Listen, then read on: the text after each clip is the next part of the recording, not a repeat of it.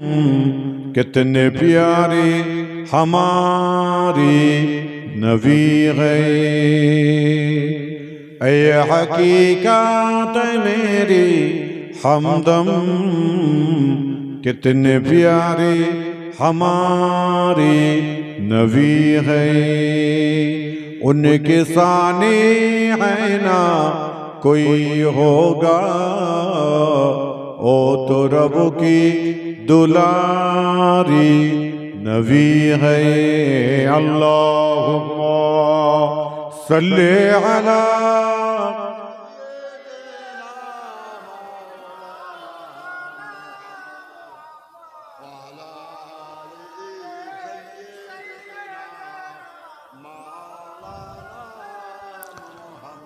चाँद छुप जा रे अबर में, तो से अच्छी हमारी नबी गए। चाँद छुप जा रे अबर में, तो से अच्छी हमारी नबी गए।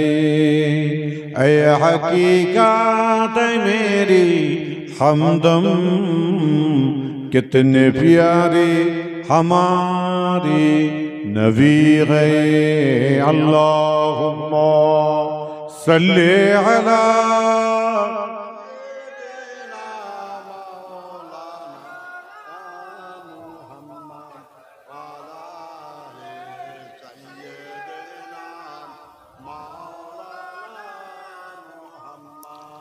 ओवाया नजर गुम्बदे सब्ज़ो ऐ दिल, मुअद्दब मुअद्दब मदीना मदीना। अल्लाहुम्मा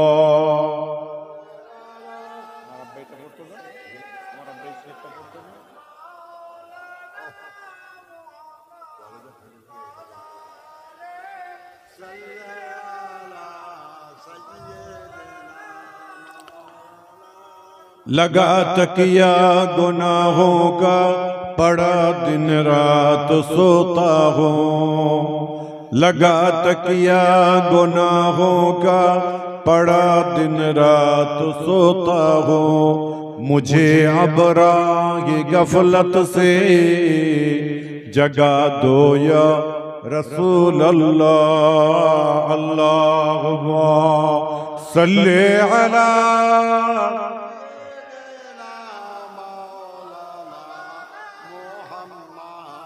वाला आली।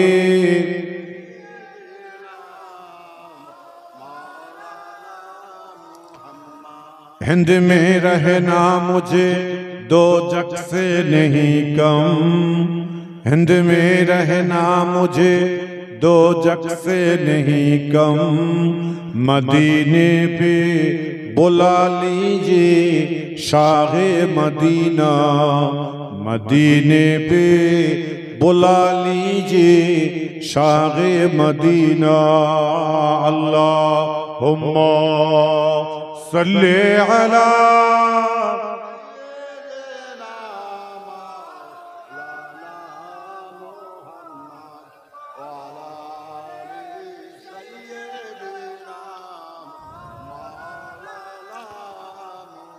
मंच विश्वर मुरब्बी बयोज्येष्ठ ज्ञानी गुणी बुद्धिजीवी भाईरा बসে আছেন। আজকে জলসার আয়োজনকারীগণ বিশিষ্ট ওলামায়ে কেরামগণরা বসে আছেন। আমার পূর্বের বক্তা জনাব হযরত মাওলানা আবুল আনসার সাহেব নিষেধ করে গেছেন। তার পূর্বের বক্তা আলেম ওলামা ছিলেন এবং আমার প্রবীণ আমার আব্বাজান চাচাজান হুজুর কেবলা এবং দাদাজানদের হুজুর কেবলাদের খাদেম আমার পাশে বসে আছে। আমাদের কোলে নিয়ে মানুষ করেছেন জনাব হযরত মাওলানা নুরুল ইসলাম সাহেব। খুব পুরাতন কথাগুলো বলছিল, চোখেতে পানি আসছিল যে আব্বাজানদের সঙ্গে কেমন ভাবে ঘুরেছেন। তানাকে আজকে পেয়ে এবং আপনাদের মতো মানুষকে সকলকে পেয়ে এবং জওয়ান যুবক যারা আজকে অনেক কষ্ট মেহনত করে আজকে সুন্দর পরিবেশ তৈরি করেছেন প্রত্যেককেই, এবং যারা মিডিয়া ভাইয়ের এখানে বসে আছেন এখানে হাজার খানেক লোক বসে থাকতে পারেন, কিন্তু মিডিয়ার মুখে তারা হাজার হাজার মানুষ 10,000, 5,000, 20,000 লোকের কাছে পৌঁছে দিচ্ছে। সেই মিডিয়া ভাইদের সকলকে আমি আমার অন্তরস্থল থেকে ফুরফুরা দরবার শরীফ বাইতুল মাল ওয়েলফেয়ার ট্রাস্টের তরফ থেকে মোবারকবাদ জানাই। সবাই উচ্চ আওয়াজে জোরে বলুন আলহামদুলিল্লাহ। মাশাআল্লাহ, আপনাদের জলসা দেখে খুব ভালো লাগলো। আল্লাহ পাক যেন আপনাদের প্রত্যেকের বর্ষাকে যেন আল্লাহ পাক কবুল করেন এবং আপনার আমার প্রত্যেকের একটা নাজাতের ওসিলা যেন হয়ে যায়। কেন ভালো জায়গায় আমরা বসে আছি, এটা কোনো খারাপ জায়গা নয়, কোনো বাজে জায়গা নয়, এটা জান্নাতের বাগান। এখানে বসে যত আল্লাহ এবং আল্লাহ রসুলকে স্মরণ করবেন, যত ভক্তি করবেন, আল্লাহকে আল্লাহু আকবার বলে ডাকবেন, আল্লাহ ফেরেশতাদের বলে ফেরেশতারা ওরা কেন আমাকে এইভাবে ডাকছে, আপনাকে মহব্বতে ডেকেছে বলে যাও ওদের ছোট বড় জানা অজানা গুনাহগুলো মাফ করে দিয়ে ওরা আখিরি নবীর উম্মত, ওদের ঘরে আমি আল্লাহ জান্নাতি বলে কবুল করে নিলাম।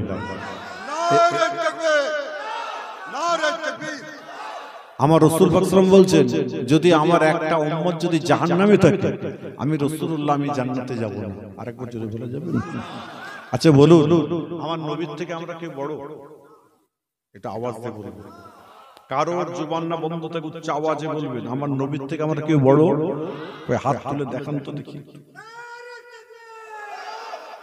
সবাই তোলেন, একটু ঝেড়ে তোলেন, দুটো হাত একসঙ্গে তোলেন। যারা হাত বেঁকে থাকবে জানবেন নবীর দুশমন বসে আছে। সোজা করে তুলুন, নবীর উম্মত নারে তাকবীর। আমরা নবীর উম্মত, এই জোরে বলুন।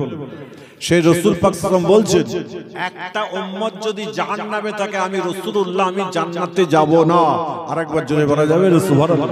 তাহলে এখন আপনারা বলেন, যত নবীরা এসেছিলেন প্রত্যেকটা নবী আল্লাহর কাছে ফরিয়াদ করে বলেছিলেন, আল্লাহ আমাকে নবী না করে আখেরি নবীটা আল্লাহ তুমি উম্মত করো। যে আমরা যে উম্মত, যে ভাই বসে আছে, এই উম্মতের কথা নবীরা বলেছিলেন যে আল্লাহ আমাকে নবী না করে আখেরি নবীর উম্মত করো। কেন? তারা 500 বার যদি অন্যায় করে আর 500 বার যদি তওবা ইস্তিগফার করে ফেলে, আল্লাহ বলছে আখেরি নবীর উম্মতদের 500 বার অন্যায়কে আমি আল্লাহ মাফ করে দিয়ে থাকি। আরেকবার যদি বলেন, এর থেকে আমাদের আর বড় নসিবওয়ালা কি হতে পারে? এর থেকে কি বড় তাকদীর হবে আমাদের? দেখেন, আপনারা আমরা যত মানুষ এখানে বসে আছি, আমাদের প্রত্যেকের মোটা চাল, মোটা ভাত, মোটা কাপড় আল্লাহ চালাচ্ছেন। আচ্ছা, আজকে দুপুরে আল্লাহ কেউ না খেয়ে আছেন? আল্লাহ খাওয়াচ্ছেন। আল্লাহ বলছে, বান্দা তোরা আজকে নিয়ত কর, আজকে চিন্তা কর, আজকে আমি আল্লাহ পাক তোকে দিয়েছি, কালকের চিন্তা স্বয়ং আমি আল্লাহ করব তোদের জন্য। আরেকবার যদি বলা যাবে না? কিন্তু আল্লাহর উপরে আপনি আমি কতটুকু মানে ভক্তি রেখেছি বা তার উপরে কতটুকু ভালোবাসা রেখেছি, এইটাই আমার মূল উদ্দেশ্য। খবরদার, আল্লাহকে ভালোবাসবেন। যারা আল্লাহকে ভালোবাসবে অটোমেটিকলি নবীকে ভালোবাসবে। এটা আপনাকে অটোমেটিক ডাকতেই হবে। কেন? আমার রাসূল পাক সাল্লাল্লাহু আলাইহি ওয়াসাল্লামকে একদিন সাহাবারা জিজ্ঞাসা করছে, ইয়া রাসূলুল্লাহ, কাল কিয়ামতের দিনে কোন মানুষগুলো নাজাত পাবে? আমার রাসূল বললেন, ক্বালা আমলিক আলাইকা লিসানিকা, তোমাদের জবানকে তোমরা হেফাজত করে রাখো। আবার কয়েকদিন পরে রাসূল পাক সাল্লাল্লাহু আলাইহি ওয়াসাল্লাম সাহাবারা প্রশ্ন করছে, ইয়া রাসূলুল্লাহ, কাল কিয়ামতের দিনে কোন মানুষগুলো নাজাত পাবে? আমার রাসূল বললেন, মান ক্বালা লা ইলাহা ইল্লাল্লাহ ফাদাখালাল জান্নাহ, যে মানুষের শেষ কথাটা কালেমা হয়ে যাবে, আল্লাহ তাকে জান্নাতি বলে কবুল করে নেবেন। আরেকবার জোরে বলা যাবে? এখন আপনারা অনেকে প্রশ্ন করতে পারেন যে হুজুর, শেষ কলমাটা, শেষ কথাটা কালেমা হবে কি করে বুঝবো? ঘুমোতে যাওয়ার আগে ঈশার নামাজ আদায় করবেন। ঈশার নামাজ আদায় করে আল্লাহ পাকের দরবারে হাত তুলে বলবেন, আল্লাহ তুমি যে কোনো অবস্থা সারাদিন যে অবস্থায় রেখেছো, যা কিছু আল্লাহ দিয়েছো, যা কিছু করেছে, আল্লাহ তোমার দরবারে শুকর আদায় করি, কোটি কোটি শুকর আদায় করি। আল্লাহ বলে, এই ফেরেশতা দেখ, আমার আখির নবীর উম্মতরা যেভাবে শুকর আদায় করেছে, আমি আল্লাহ ওদের সারাদিনের সবগুলোকে আমি আল্লাহ কবুল করে নিলাম। গুনাহ আপনাকে বলে, যদি কোনো নামাজ কাজা হয়ে যায়, কাজা নামাজটা আদায়ও করে নেবেন, ব্যাস, আর কোনো চিন্তা নেই, নিজে ভালো হয়ে চলুন। কেন? আল্লাহ নবী আল্লাহ রাসূল একদিন এক ব্যক্তি জানাজার নামাজ পড়াতে যাচ্ছে, হযরত আবু বকর সিদ্দিক রাদিয়াল্লাহু তাআলা আনহু আছে। এই আপনার কারো অসুবিধা হচ্ছে না তো? কারো ঘুম লাগছে না তো? যে ঘুম লাগে তাহলে বাড়ি যাবে। আবু বকর সিদ্দিক রাদিয়াল্লাহু তাআলা আনহু রয়েছেন, আমার রাসূল পাকের সঙ্গে হযরত ওমর ফারুক রয়েছেন, হযরত ওসমান গনি রয়েছে, হযরত আলী কারবুল্লাহ রয়েছে। তা আল্লাহ রাসূল গেছেন, যাওয়ার পরে লাশ রাখা রয়েছে, লাশের ভিতরে একটা সাপ, কাফনের ভিতরে একটা সাপ যাচ্ছে। আবু বকর সিদ্দিক রাদিয়াল্লাহু তাআলা আমার রাসূলকে সালাম দিয়ে বলছে, হুজুর আপনি যদি একবার হুকুম দেন না, আমি সাপটাকে বার করে নিই, এই সাপটাকে বার করে নিই। যখন এই কথা বলেছেন, হযরত আবু বকর সিদ্দিক রাদিয়াল্লাহু তাআলা কে টার্গেট করে ওই সময় সাপটা চিৎকার করে আল্লাহ পাক তার জবান খুলে দেয়। সঙ্গে সঙ্গে সাপটি চিৎকার করে বলেছিল, আসসালামু আলাইকা ইয়া আবু বকর। হযরত আবু বকর সিদ্দিক রাদিয়াল্লাহু তাআলা যখন এই সালামটা শুনেছে, ভয়ে শঙ্কিত হয়ে গিয়ে এই সময় সাপটা বলল, ভাই আবু বকর শুনে রেখে দিন, স্বয়ং আল্লাহ পাক আমাকে প্রবেশ করার জন্য হুকুম দিয়েছেন। এই মানুষটা যতদিন দুনিয়ায় বেঁচে ছিল জীবনে কোনোদিন নামাজ পড়ে নাই, রোজা রাখে নাই, যাকাত দেয় না, তিনটে জিনিস না করার জন্য আল্লাহ পাক বলে দিয়েছেন ওই মানুষটার শরীরের মধ্যে তুমি প্রবেশ করে যাও। প্রবেশ করে গিয়ে তার শরীরের গোশতগুলোকে দংশন করে করে খেতে থাকো। স্বয়ং আমি আল্লাহ পাক তোমাকে হুকুম দিলাম, 1 নম্বর নামাজ পড়তো না, 2 নম্বর রোজা রাখতো না, 3 নম্বর যাকাত দিত না। তিনটেই ভাইটা। নামাজের কথা বললে কিন্তু আমরা এখন অনেক বিগড়ে যাবে, দুর্বল হবে, এখন সে বয়স হয়েছে। আল্লাহ বলছে 1 নম্বর নামাজ পড়তো না, 2 নম্বর রোজা রাখতো না, 3 নম্বর যাকাত দিত না। এখন আসুন, যাকাত আপনার নেই, আপনার স্ত্রীর যাকাত আছে। যাকাতটা কে দেবে? স্ত্রী দেবে না স্বামী দেবে? কে দেবে? সবাই বলবেন বাবা, আমি সবাইকে প্রশ্ন করেছি, এটা আওয়াজ দিয়ে বলেন। এত আস্তে আওয়াজ করলে তো হবে না। এই জায়গার নাম কি মাছিভাঙা নাকি না? আপনার আওয়াজ কেন আসতে হবে কেন? একটু আওয়াজ দিয়ে সবাই বলুন, স্বামী স্ত্রী যাকাত আছে, স্বামী যাকাত নেই। যাকাতটা কে দেবে? স্ত্রী দেবে না স্বামী দেবে? জোরে বলুন। স্বামী দেবে। স্বামীর দেওয়া কি ফরজ না ওয়াজিব না সুন্নাত? বলেন, বলুন না, বলুন। আরে এটা তো শেখার জায়গা, বলেন। ফরজ, স্বামীর দেওয়াটা ফরজ হয়নি চাচা, হয়নি। স্ত্রীর যাকাত রয়েছে, স্বামীর দেওয়াটা ওয়াজিব, ফরজ, সুন্নত কিছুই নয়, স্ত্রীকে দিতে হবে। আপনি বললেন কেন? তো আমার কাছে রয়েছে, ওটা আমারই অধীনে রয়েছে।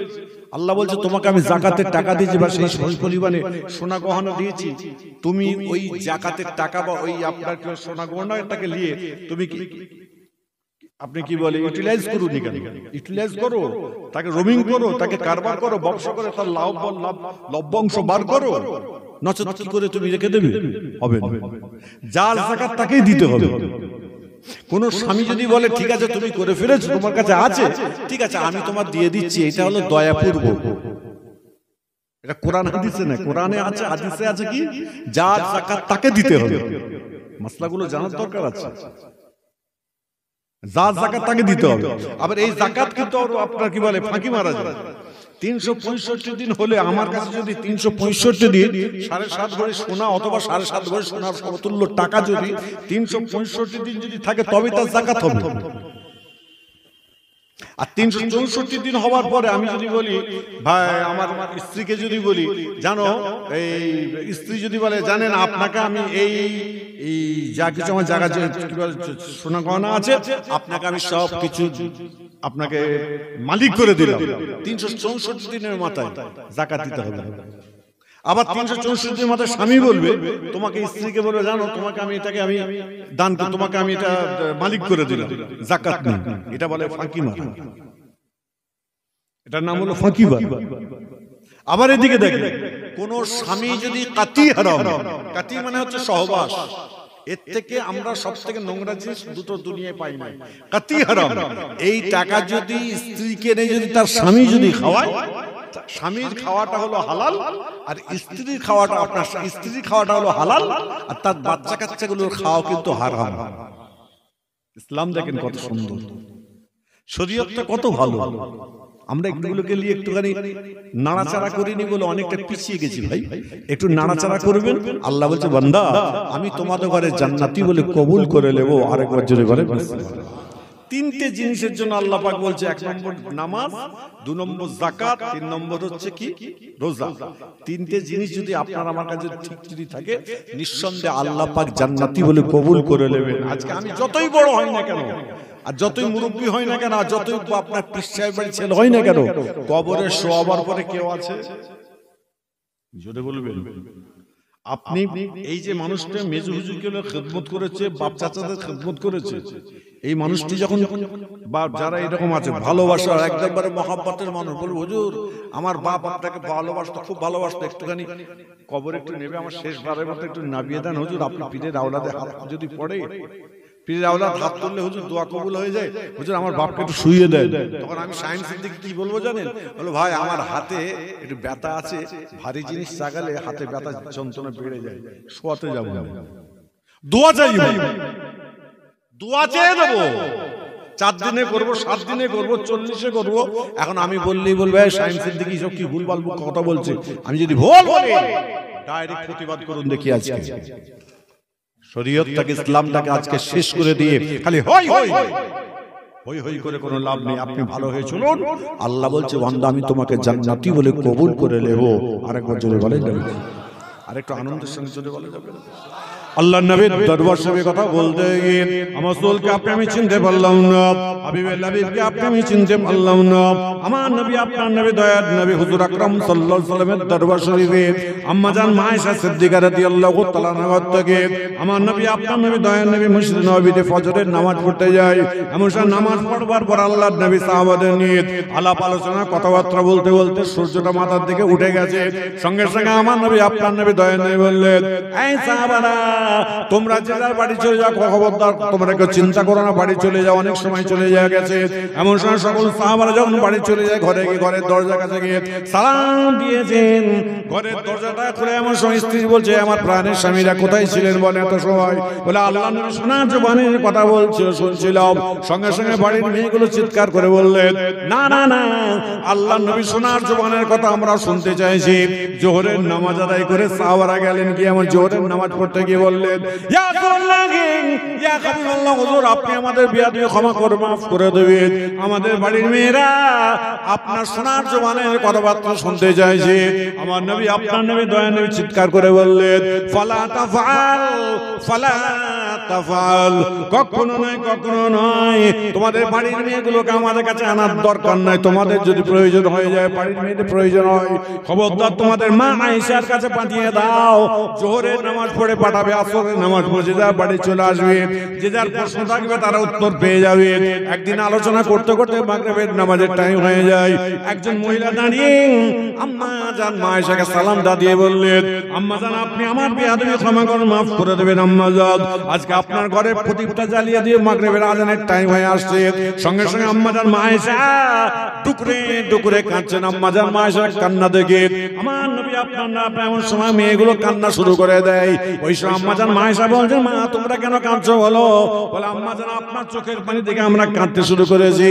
বলে তোমরা খবরদার কেঁদো না, কেঁদো না, কেঁদো না। তোমার নবী আমার নবী দয়ার নবী আল্লাহ পাকের দরবারে হাত তুলে দোয়া চেয়েছিলেন, আল্লাহুম্মা ইনি মিসকিনা ওয়া আমিতনি মিসকিনা ওয়া আশরনি ফি জুমরাতিল মাসাকিন। আল্লাহ আপনি আমাকে যতদিন হায়াতে রাখবেন গরিবী হালাত রাখবেন, কাল কিয়ামতের দিনে আসর মুহাম্মদ যখন তুলবেন গরিবের সঙ্গে যেন আশার নাশা হয়ে যায়। আমার নবী তোমার নবী দোয়া দিয়ে চেয়েছিল, মা তোমরা কেঁদো না, কেঁদো না। মাগরিবের নামাজের কিছুক্ষণের মধ্যেই তোমার নবী আমার নবী দয়া আমার রাসূল পাক সাল্লাল্লাহু আমার ঘরের মধ্যে প্রবেশ করবে। আমার ঘরটা আলোয় আলোকিত হয়ে যাবে। আরেকটু জোরে বলা যায় না? বলে রাসূল ঘরে ঢুকবে, আমার ঘরটা আলোয় আলোকিত হবে। আরেকবার জোরে বলা যাবে না? এবার মাথায় হাত দিয়ে বলো, যাদের বয়স হয়ে গেছে, জওয়ান আছেন, জওয়ান ছিলেন, বয়স হয়ে গেছে, সব হয়ে গেছে, আজকে বলুন আপনি যখন ঘরে ঢোকেন, ঘরে আলো হয়, অশান্তি হয়? জোরে বলেন।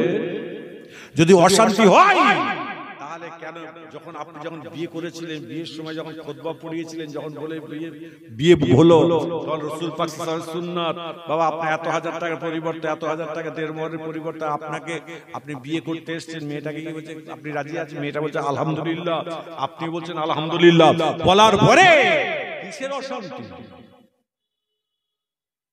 আপনি বললেন হুজুর মেয়ে বেঁকা, দেখে নাও শরীয়ত বলছে যদি কোনো মেয়েকে যখন তুমি বিয়ে করবে তাকে তুমি পরিষ্কার দেখে নাও, আর তোমার যদি কোনো প্রশ্ন থাকে তাকে প্রশ্ন করে নাও যে আমি এই ধরনের মানুষ, তুমি কি এইভাবে চলতে পারবে? যদি বলে হ্যাঁ আমি চলতে পারবো, বিয়ে করো। আর যদি বলে না হুজুর আমি তারপর আমি চলতে পারছি না, তখন সুন্নত তালাক দিয়ে তাকে বার করতে হবে। সুন্নত তালাক আছে। আপনার সুন্নত তালাক মানে সুন্নত তালাক হলো মাসে একবার করে পরিবর্তন হবে, পরিবর্তন না হলো এক মাস দেখলেন, দ্বিতীয় পরিবর্তন হয়ে গেল আলহামদুলিল্লাহ, তবে ইস্তেগফার করে ঠিক করলাম, যখন আসছে না তৃতীয় মারো। কেননা আপনাকে বুঝতে হবে, আপনাকে ভাবতে হবে, আপনাকে জানতে হবে। কেন? আপনার একটা জীবন আছে, জীবন নিয়ে খেলা করলে তো হবে না। জীবনের চাহিদা আছে, জীবনের টাকার চাহিদা আছে, পয়সার চাহিদা আছে, আপনার ঘরে ব্যবসা বাণিজ্য করছে সবের চাহিদা আছে, টাকার সবের যদি চাহিদা যদি থাকে, তাহলে ইসলামটাকে যদি সবের চাহিদা যদি আপনি মিটাতে চেষ্টা করেন, তাহলে আজকে আল্লাহ এবং আল্লাহ রাসূলের চাহিদা কোনটা মিটিয়েছে? মাথায় হাত দিয়ে খোদার কসম কি বলুন তো দেখি, বলতে পারবেন? বলার ক্ষমতা নেই, বলার কারোর ক্ষমতা নেই। আল্লাহ নবীর দরবারে কথা বলতে গিয়ে আজকে গরিবের কথা বলতে গিয়ে আমার রাসূল পাক সাল্লাল্লাহু আলাইহি ওয়াসাল্লামের দরবারে কথা বুখারী শরীফে হাদিসে পাওয়া যায়। আমার নবীর দরবার শরীফে সাহাবা হুজুরা যায়, এমন আলাপ আলোচনা কথাবার্তা শুনে। এমন একদিন আল্লাহ নবীর দরবারে আবু হুরায়রা এমন সাহাবা রাদিয়াল্লাহু তাআলা আনহু রাসূল পাকের সঙ্গে থাকে। এমন আল্লাহ নবীর দরবারে গেছেন, আল্লাহ রাসূল বললেন এই জাবের, আমি তোমার বাড়িতে অমুক তারিখে যাব, আমি দাওয়াত নিচ্ছি। জাবের রাদিয়াল্লাহু তাআলা আনহু কোনো প্রশ্ন উত্তর করলেন না, সঙ্গে সঙ্গে বাড়িতে আসার পরে ফজর মাগরিবের নামাজ পড়ে এশার নামাজ পড়ে আসার পরে এমন সময় তার স্ত্রীকে বলছে আল্লাহ নবী আসবে বলেছেন, আল্লাহ নবীকে আপনি মেহমানদারি করব, কি বলো আজকে টাকা নেই, পয়সা নেই, কিছুই নাই। আমার জাবের স্ত্রী বলল আপনি কি না করেছেন? না না না, আমি না বলি না। আপনি বলে কোনো টেনশন করবেন না, বাড়িতে একটা ছাগল আছে, খাসি আছে, সেটাকে জবাই করে দেবেন, টুকরা টুকরা করে কেটে দেবেন, সেগুলোকে নিয়ে আমি রাসূল পাকের জন্য রান্না করব, আল্লাহ নবীকে আমি মেহমানদারি করব, আপনি কোনো টেনশন করবেন না। আবু হুরায়রা এমন সময় জাবের রাদিয়াল্লাহু তাআলা যেদিন আমার রাসূল আসবেন ওই দিনে ফজরের নামাজ আদায় করে তিনি এমন সময় আপনার খাসিটাকে জবাই করে দিয়ে এমন সব টুকরা টুকরা করে দেবে, আপনার কি রাসূল পাকের কাছে চলে যায়। এমন সেই স্ত্রী এমন সময় আপনার কি রাসূল পাকের জন্য রান্না করছে। ওই সময় জাবেরের বড় ছেলে, ছোট ছেলে, দুটো বাচ্চা ছেলে, বড় ভাই ছোট ভাইকে বলে ভাই দেখ দেখ দেখ আজকে আব্বাজান খাসিটাকে কিভাবে জবাই করে গেল, আজকে আমি তোমাকে একবার দেখিয়ে দিই। এমন সব ছোট ভাইকে শুইয়ে দিয়ে আপনাকে তলোয়ারটাকে আপনার ছোরাটাকে নিয়ে বিসমিল্লাহ আল্লাহু আকবার বলে যখন চালিয়ে দিয়েছে, জাবেরের ছোট ছেলে আপনার জবাই হয়ে যায়। আবার সঙ্গে সঙ্গে মা জনে ছুটে এসে দেখতে পাই রক্তর বন্যা বয়ে যাচ্ছে। এই সময় বড় ছেলের পিছনে ছুটেছে, বড় ছেলে আপনার উপর থেকে লাফ মেরে নিচে নেমেছে। এমন সব বড় ছেলে দুনিয়া থেকে বিদায় নিয়েছে, ছোট ছেলে বড় ছেলে মারা গেছে। এমন সময় জাবেরের স্ত্রী বলছে না না না, আল্লাহ নবী আসবেন আজকে, যদি আজকে আমার দুটো ছেলেকে নিয়ে কান্নাকাটি করি আল্লাহ নবীর বিয়াদ হয়ে যাবে, এটা কোনোদিন হতে পারে না। সঙ্গে সঙ্গে লাশ দুটোকে তক্ত বসে তলায় রেখে দিয়ে আল্লাহ রাসূলের জন্য রান্না করছে। কিছুক্ষণের মধ্যে আমার নবী, আপনার নবী, দয়ার নবী জাবের রাদিয়াল্লাহু তাআলা সঙ্গে করে নিয়ে আল্লাহ রাসূলের দরবারে আল্লাহ রাসূলকে ঘরে নিয়ে আসলেন। ঘরে আসার পর আমার রাসূল পাক বললেন এই জাবের, তোমার কাছে আমার একটা ছোট্ট প্রশ্ন আছে, আজকে তোমার কাছে আমার একটা ছোট্ট প্রশ্ন আছে, তোমার কটা ছেলে বলো? বলে হুজুর আল্লাহর হুকুম, আপনাদের দুটো সন্তান আছে, যাও চলে যাও চলে যাও, দুটো সন্তানকে তুমি আমার কাছে নিয়ে আসো। হযরত জাবের রাদিয়াল্লাহু তাআলা আনহু দুটো সন্তানকে যখন নিতে যায়, এমন সময় জাবের স্ত্রীকে বলছেন দুটো সন্তান কোথায় আছে বলো? বলে ইয়া রাসূলুল্লাহ ইয়া হাবিবাল্লাহ, আপনার তার স্ত্রীকে কি বলছে? আল্লাহর নবী তো দুটো সন্তানকে ডাক দিয়েছে, যান চলে যান চলে যান, আপনার দুটো সন্তান ঘুমাচ্ছে, যে বলে দিন। আমার রাসূল পাকের দরবারে গিয়ে আমার বলছে ইয়া রাসূলুল্লাহ আমার দুটো সন্তান তারা ঘুমাচ্ছে। আল্লাহ রাসূল বললেন যাও চলে যাও, জাবের তোমার দুটো সন্তানকে হাসানকে ঘুম থেকে তুলে নিয়ে আসো। জাবেরের স্ত্রীর কাছে যখন এই কথা বলেছেন, বলার সঙ্গে সঙ্গে জাবেরের স্ত্রী ডুকরে কেঁদে ফেলেছে। ওই সময় জাবের বললেন, মা ইউটিকে, এই জাবের, আমার স্ত্রী তুমি কেন কাঁদছো বলো। সঙ্গে সঙ্গে কাঁদতে কাঁদতে জাবেরের স্ত্রী বলছে, আপনার দুটো ছেলে দুনিয়া থেকে বিদায় নিয়েছি। যখন সবগুলো কথা খুলে বলল, সঙ্গে সঙ্গে রাসূল পাকের দরবারে গিয়ে জাবের কেঁদে কেঁদে জারে জার হয়ে যায়। সঙ্গে সঙ্গে জাবের রাদিয়াল্লাহু তাআলা আনহুকে আমার রাসূল পাক বললেন, এই জাবের কেঁদো না, কেঁদো না, কেঁদো না। আল্লাহ পাক কোরআনের মধ্যে বলেছেন, বিসমিল্লাহির রহমানির রহিম, কুল্লু নাফসিন যায়িকাতুল মউত, মউত বড় হক, মউতের সাথে প্রত্যেকটা মানুষকে চাকতে হবে। এই জাবের, তোমার দুটো সন্তানের চেহারা আমি দেখতে চাইছি। আমি রাসূলুল্লাহ এমন সব রক্তকোষ থেকে বার করেছে, এমন সব বার করার পরে এমন সব দুটো সন্তান রাখা রয়েছে, আমার নবী, আপনার নবী, দয়ার নবী হুজুর আকরাম সাল্লাল্লাহু আলাইহি ওয়াসাল্লাম আল্লাহ পাকের দরবারে দুটো হাত তুলে বললেন, আয় আমার আল্লাহ, আয় আমার পরওয়ারদিগার, বেনিয়াজ আপনার দরবারে দুটো হাত তুলেছে। আল্লাহ, আপনি জিন্দাকে মুর্দা করতে পারেন, মুর্দাকে আল্লাহ তুমি জিন্দা করতে পারো। আমি রাসূলুল্লাহ তুলেছি। আজকে জাবেরের দুটো ছেলে যতক্ষণ না জিন্দা না করে দেবেন, আমি রাসূলুল্লাহ তার বাড়িতে এক ফোঁটা কিছুই খাবো না। সঙ্গে সঙ্গে আমার নবী, আপনার নবী, দয়ার নবী দোয়া চেয়ে দেয়। এমন সময় কিছুক্ষণের মধ্যে দেখা যায়, 2 থেকে 3 মিনিটের মধ্যে দেখা যাচ্ছে জাবেরের দুটো সন্তান সোজা হয়ে দাঁড়িয়ে আমার রাসূলকে বলছে, আসসালামু আলাইকা ইয়া রাসূলুল্লাহ। আরেকটু জোরে বলা যায় না? জিন্দাকে মুর্দা করেন কে? আল্লাহ। কথা শুনছেন কার? আরে জোরে বলুন। রাসূল পাক কথা কে শুনছে? আল্লাহ শুনছেন। আমার রাসূল হায়াতুন নবী, একটু জোরে বলবেন, একটু আওয়াজ দিয়ে জোরে বলবেন।